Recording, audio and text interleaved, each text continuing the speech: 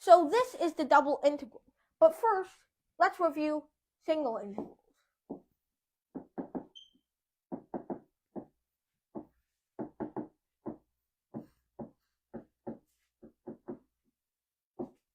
Hopefully, you've already heard of the definition of a Riemann integral. And if not, I can just do a quick overview of it right now. So a Riemann integral comes from something called a Riemann sum. Essentially, what I'm going to do is assume we have a function y equals f of x that is continuous, doesn't have to be differentiable on a, b. So this is a and this is b. Then we can split this region between a and b into n subregions. So n subregions. So like for example, for n equals 4, we would have a, x1, x2, and x3. So 1, 2, 3, 4. And the length of each of these intervals, not interviews,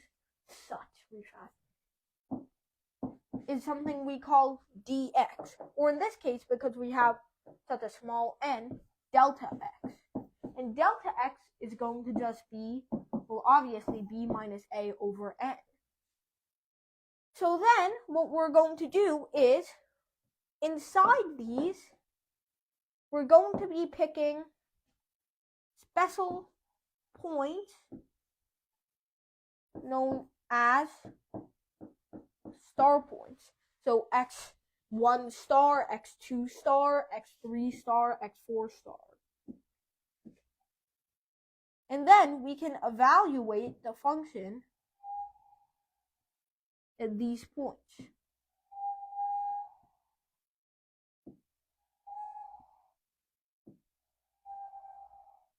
And then we can kind of extend that to the whole interval that we have here. So in this case, our Riemann sum would look a little sort of like this.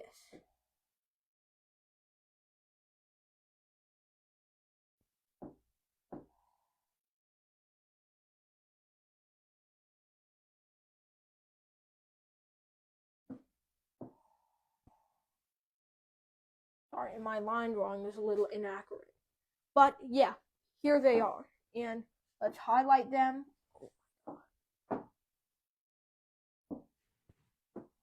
Oh, wow. Why is it still so large? Oh, we can't have that. Okay, that's fine. So we have rectangle 1, rectangle 2, rectangle 3. And I know it doesn't look like it in these drawings, but all of these intervals are supposed to be equal. So now, it doesn't really matter where xi star is. I shouldn't be writing it like this. No? What just happened? What? Okay. So it doesn't really matter what xi star is at the end of the day when all things are said and done. Because we can express this as a Riemann sum, I guess. We can express this as a sum that depends on delta x. And delta x depends on term with n. So, the limit of the sum as n approaches infinity, I'm not writing it because it's not really useful for our definition of the double integral.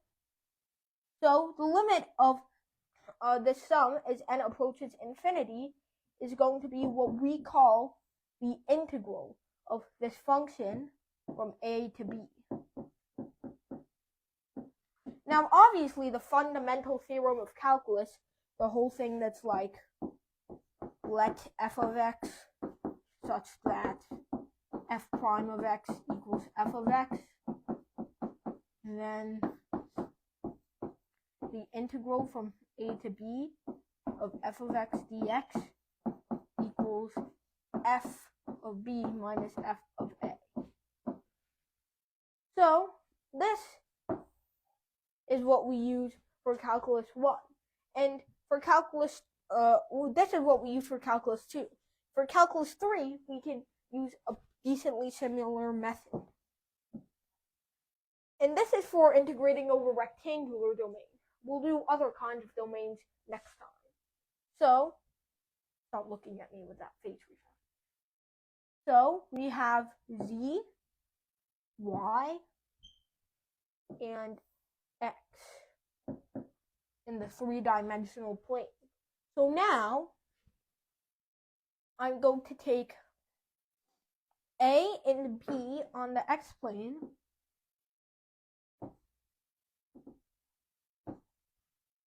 and C and D on the y-plane,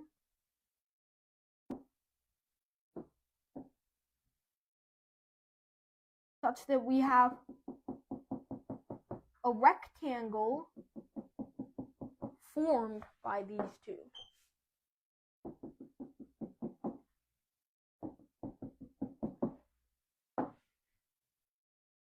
So we have this rectangle right here.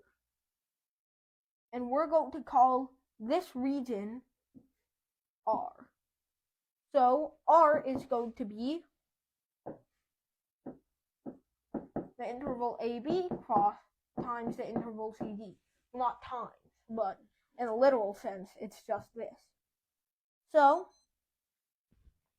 that's what this rectangle is, and so we're integrating over this domain. So now I'm going to actually, no, it's fine. I'm going to actually draw our graph, which is different color. It's not visible. Yeah, I'll see. Yeah, I'll probably use white. White is fine. So now we're just going to do this.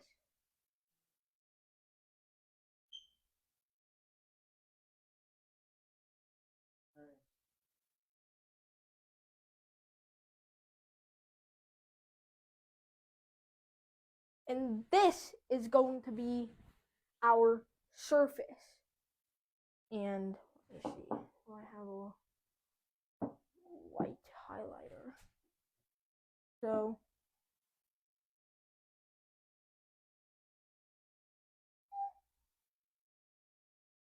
let's just keep outlining it. I hope you can see what this is now. Alright. So now, what are we supposed to do here?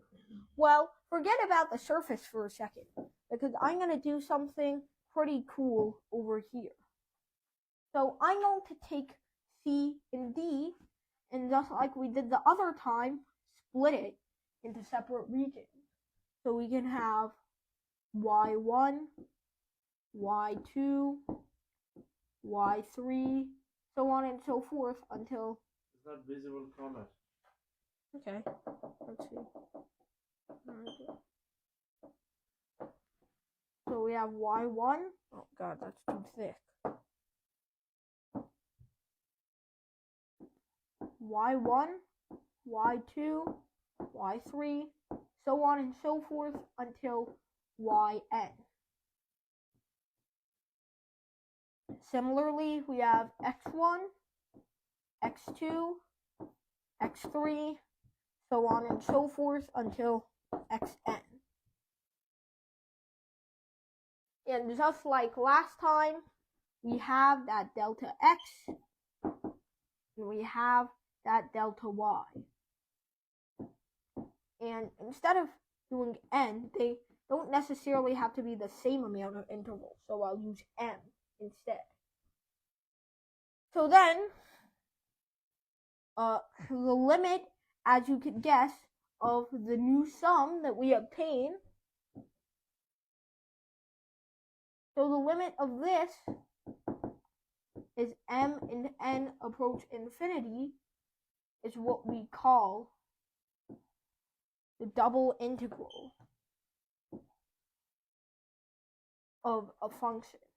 And as you can guess, oh yeah, I should probably note the next few steps in this process are a little bit messy, but they involve dividing the big rectangle R into tiny little sub-rectangles like this one that you can see here.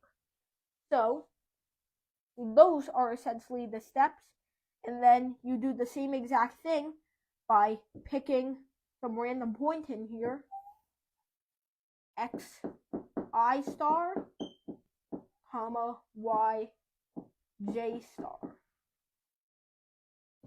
So the limit, it doesn't really matter what point you pick, but the limit is m and n approach infinity. It's just equal to the double integral over r of f of xy.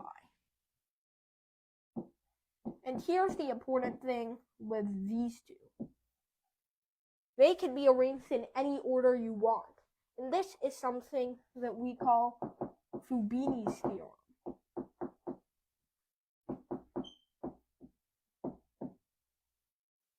So, Fubini's theorem basically states for all functions f of xy, we have to use multivariable functions because single variable ones don't have multiple variables to be differentiated.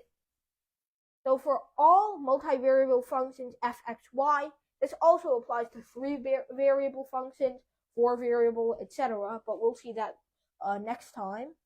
So for all f(x,y) that are continuous over R and bounded over R,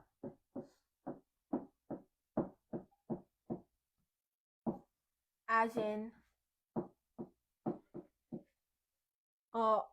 f of xy is always in the real numbers, so it doesn't approach infinity or anything dumb like that.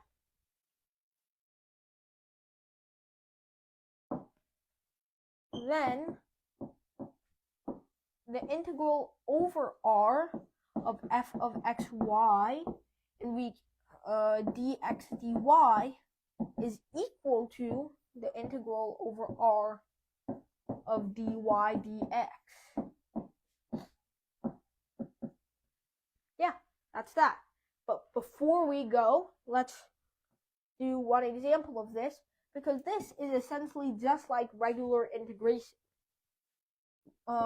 We can have the limit a, b, and c, d of f of xy dy dx. And be wary that sometimes the order of dy and dx matters because they're equally solvable, but one path might take much more work than the other. So now let's look at an example, which one I can come up with on the spot. Z equals x squared plus y squared. And before we do anything, can you predict what this looks like? Can anyone? Before you raise your hand, Big Fast, write in your notebooks, sketch this 3D space, all these axes, and sketch what you think will be the function z equals x squared plus y squared. Alright, Big Fast, what do you think? I think it's going to be a paraboloid. Congratulations. That's not very specific, but we'll take it for now because most students right now don't even know what a paraboloid is. So, it's going to look kind of like the solid of revolution. Well, it is called a paraboloid of revolution for a reason. So, yeah, it is the solid of revolution for y equals x squared around the y-axis.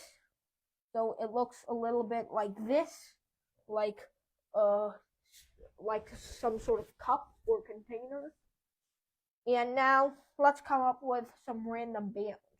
So let's say For the x and y, I'll go 1 to 3.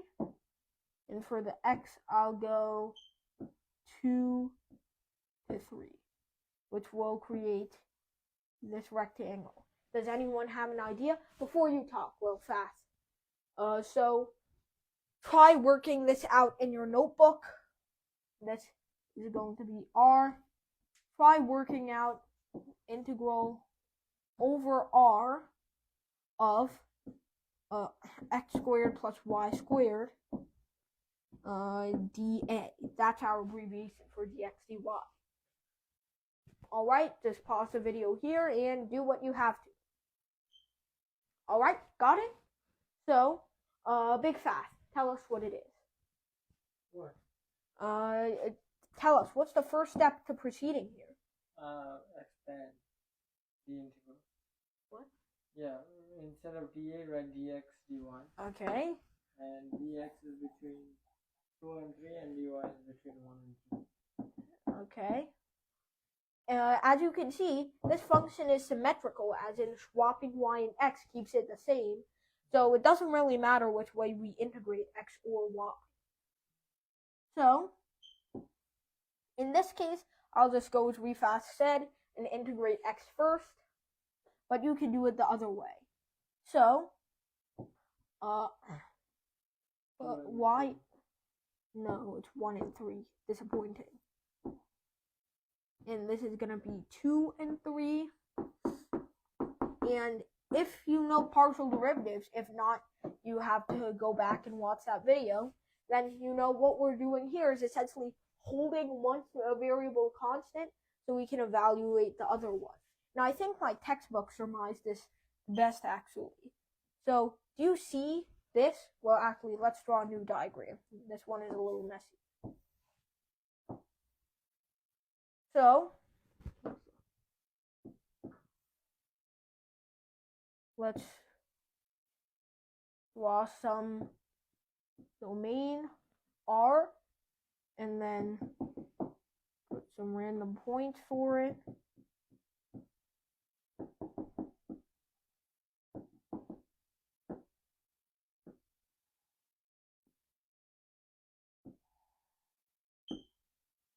So here it is. One of our cameramen has fallen asleep, clearly. Let's outline it. It has been a long day, baby. I know, Dad. So, given that, what can we do? Well, let's take a little slice of it, a little cross-section. So let's go over here.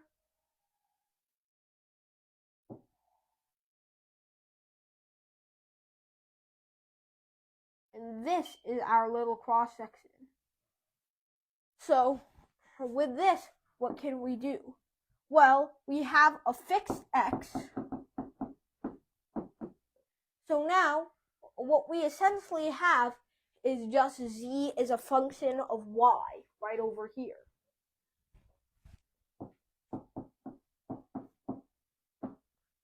So, here, I'll actually call this a of y. And now, the integral of a of y, and actually this is not f of y, but f of some certain x value that you're holding it at, comma y. So,